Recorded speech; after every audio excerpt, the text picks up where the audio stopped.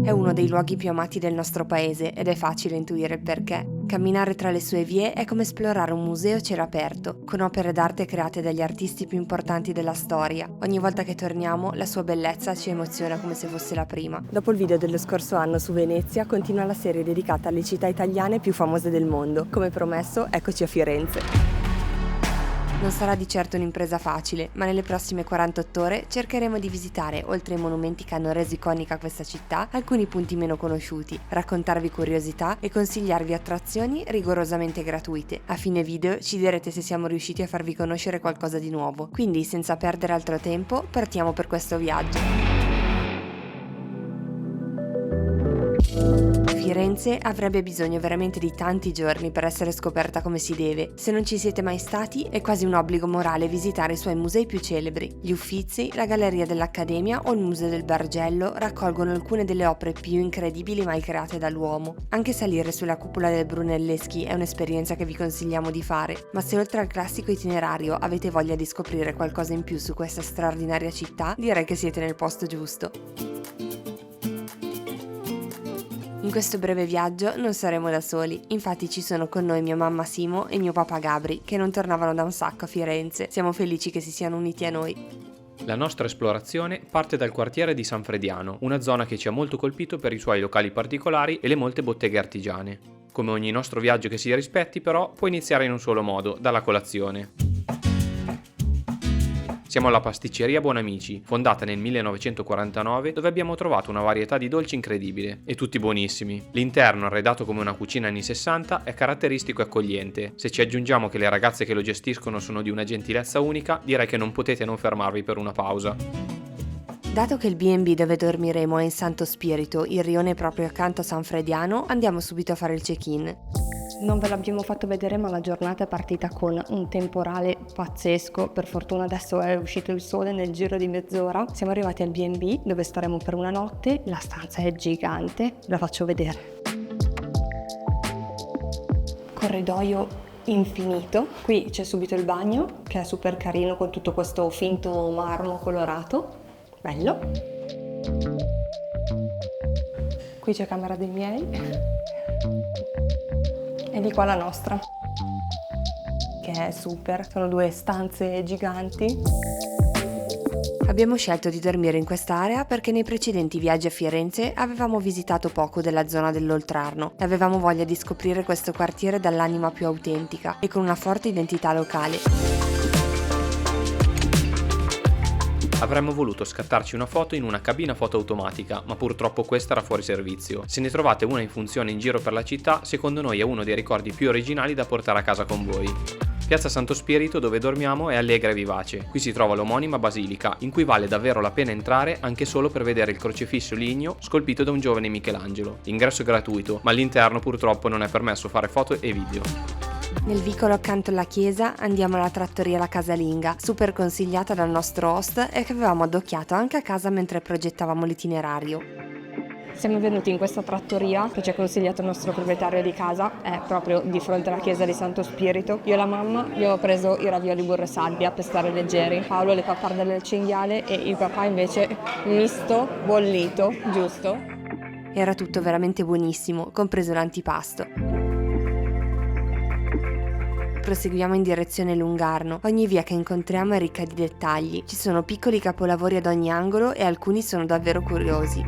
Quella piccola scultura molto particolare si chiama Madonna del Puzzo ed è stata messa lì da uno scultore fiorentino che, trovando la nicchia vuota e sotto di essa un cassonetto che a quanto pare appestava tutto questo piccolo vicolo, ha pensato di realizzare quella statua appunto molto particolare. Attraversiamo il Ponte Santa Trinità. La vista su Ponte Vecchio è uno spettacolo.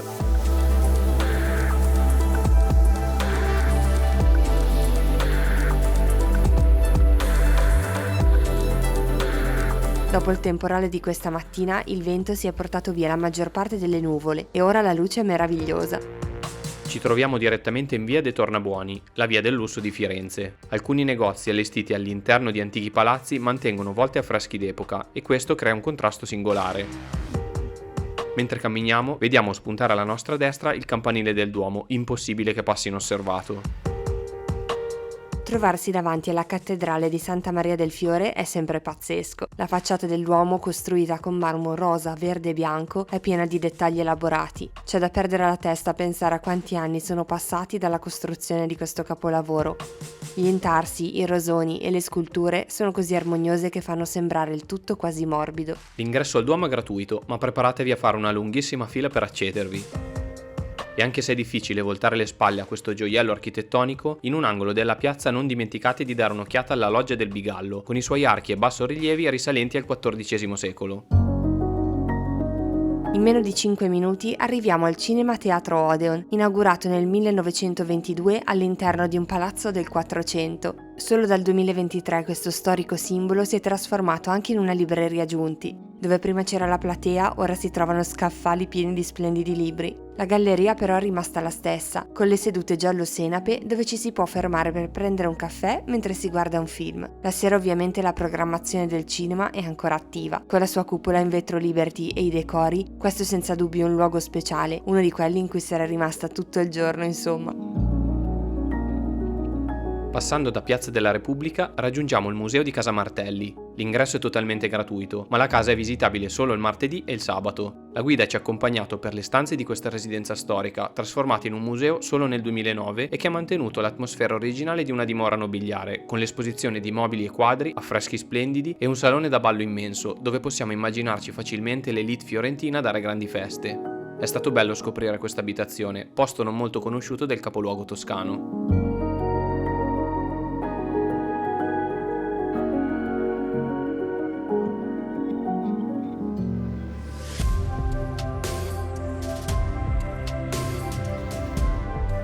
Quando usciamo, il sole sta tramontando. Il momento blu è uno dei nostri preferiti della giornata, quando il cielo diventa di un intenso color cobalto. La torre di Palazzo Vecchio svetta imponente con questa luce soffusa. Ogni angolo di Piazza della Signoria racconta una storia, dalla grandiosa fontana cinquecentesca del Nettuno alla Loggia dei Lanzi, una galleria pubblica con sculture straordinarie. Salutiamo la copia esatta del David di Michelangelo ed entriamo nel cortile interno di Palazzo Vecchio. La fontana al centro, costruita su un progetto di Vasari, fa di certo la sua scena, ma non sono da meno le colonne decorate con stucchi. Passando per il piazzale degli Uffizi, sbuchiamo sul Lungarno, con di fronte Ponte Vecchio illuminato dalla luce dei lampioni, una visione quasi evocativa, siamo proprio circondati dalla bellezza.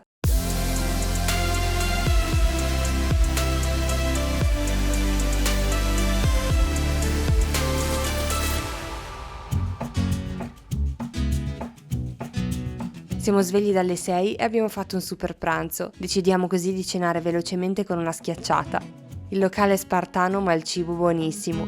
Io e mia mamma abbiamo mangiato una schiacciata in 2 ed eravamo super piene. Anche Paolo e mio papà hanno fatto fatica a finirne una intera. Facciamo l'ultima passeggiata di oggi. Camminare per una città di sera è sempre tutta un'altra esperienza. L'atmosfera è spesso totalmente differente rispetto al giorno. In più, adesso che è inverno, la città è super vivibile, ci sono pochi turisti obiettivamente e le temperature sono perfette. Oggi pomeriggio c'erano 16 gradi, si stava in modo fantastico. Se non ci fosse stato il vento sarebbe stata la perfezione.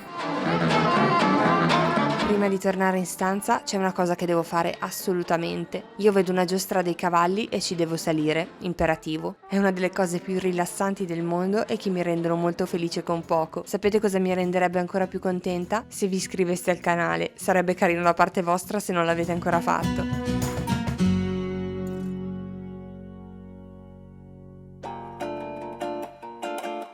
Giorno 2 a Firenze. Quando scendiamo in piazza c'è il mercato. È piacevole trovarsi immersi nella vita quotidiana di chi abita tutto l'anno la città. Dato che Gabri ama il caffè forse più di Sara, per colazione abbiamo scelto un bar torrefazione, ditta artigianale. Il locale è molto curato, con un mix di arredamento moderno e retro. I dolci fatti in casa sono ottimi e il caffè è proprio un'altra cosa, super consigliato. Girato l'angolo, siamo di fronte a Palazzo Pitti. I miei non hanno mai visitato né il palazzo né i giardini di Boboli, così li salutiamo per qualche ora. Noi nel frattempo continuiamo con i nostri giri.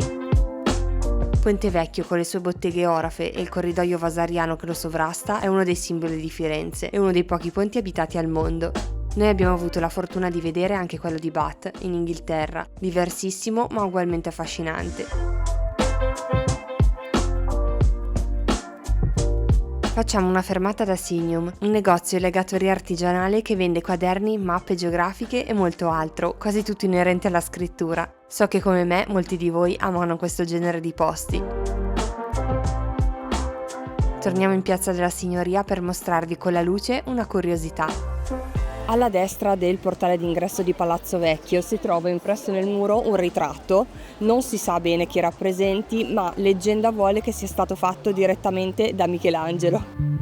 La Loggia dei Lanzi ora è aperta e accessibile gratuitamente. Quando vi trovate di fronte a queste opere, vi chiedete mai come sia possibile per una persona creare qualcosa di tanto perfetto? Mette anche un po' di soggezione se ci pensate. Lo so che non manca molto al pranzo, ma da questo forno usciva un profumo fantastico. Volevo assaggiare la schiacciata con l'uva, ma mi hanno detto che è tipica di settembre-ottobre. In effetti non ci avevo penso quando si fa la vendemmia. Allora ho preso un pan di ramerino, che è un panino dolce con l'uvetta e il rosmarino. Passeggiamo fino alla casa museo di Dante. Nella piazzetta antistante la casa natale si trova impressa in una lastra del pavimento il profilo inconfondibile del sommo poeta. Le origini di questa incisione sono tuttora ignote. Qui accanto non perdetevi la piccola chiesa di Santa Margherita dei Cerchi, dove si dice che Dante abbia incontrato Beatrice. Non è bellissima, ma è da vedere più per quello che rappresenta. Ci ritroviamo con i miei e andiamo a pranzo alla trattoria Pallottino, informale e con una cucina locale, dove l'accoglienza è anche quella tipica toscana. Sia l'antipasto che i primi che abbiamo preso erano tutti deliziosi, ma d'altronde è difficile mangiare male da queste parti. A Firenze vi potreste imbattere nelle bucchette del vino, piccole finestre ad arco incassate nei muri di antichi palazzi che venivano utilizzati per la vendita diretta del vino. Risalgono al XVII secolo, ma alcune sono state restaurate e sono tuttora in funzione, una tradizione secolare che sopravvive ancora. Pochi passi e siamo in piazza Santa Croce. So che all'inizio del video vi abbiamo detto che avremmo visitato solo punti di interesse gratuiti, ma per questo facciamo un'eccezione. Non abbiamo mai visitato la Basilica di Santa Croce, un gioiello ricco di storia e arte che non possiamo perderci ancora. Il biglietto d'ingresso costa 8 euro. Appena attraversato il grande portale in legno, subito veniamo colpiti dall'immensità della chiesa, uno degli esempi gotici più grandi d'Italia. È soprannominata il Tempio delle Itale Glorie, visto che al suo interno ospita le tombe di alcuni degli artisti più geniali della storia. Galileo Galilei, Michelangelo, Machiavelli e Foscolo tra i più importanti, e le sculture che decorano i loro luoghi di riposo sono state create da nomi altrettanto famosi come Canova.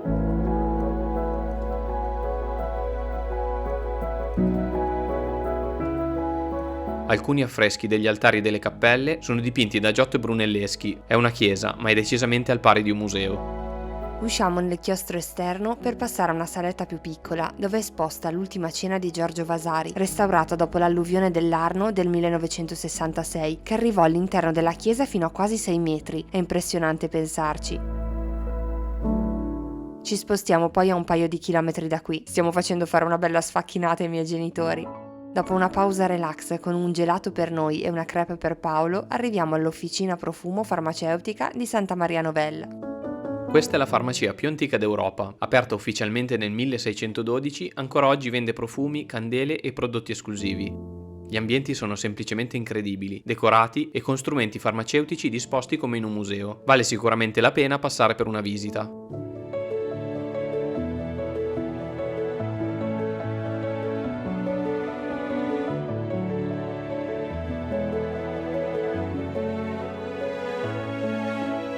Il nostro tempo sta quasi per scadere, ma c'è un ultimo luogo in cui vogliamo andare, perfetto per salutare la città. La Basilica di San Miniato è al momento in ristrutturazione, ma la vista dalla sua piazzetta è senza dubbio l'ideale per il tramonto. Non ci sono molte persone qui, al contrario di Piazzale Michelangelo che è molto più famoso ed affollato, ma c'è una piacevole passeggiata di 5 minuti da fare per raggiungerlo.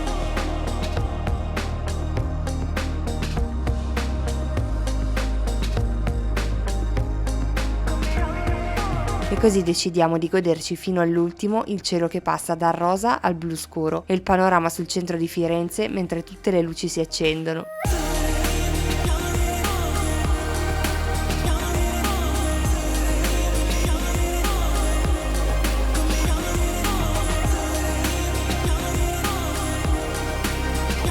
Con questa veduta sull'Arno noi vi salutiamo. So che quello che vi abbiamo raccontato non è un classico itinerario per Firenze e che una quantità imbarazzante di musei e attrazioni sono stati tralasciati, ma speriamo che possa comunque esservi utile per scoprire qualche curiosità in più nel vostro prossimo viaggio toscano.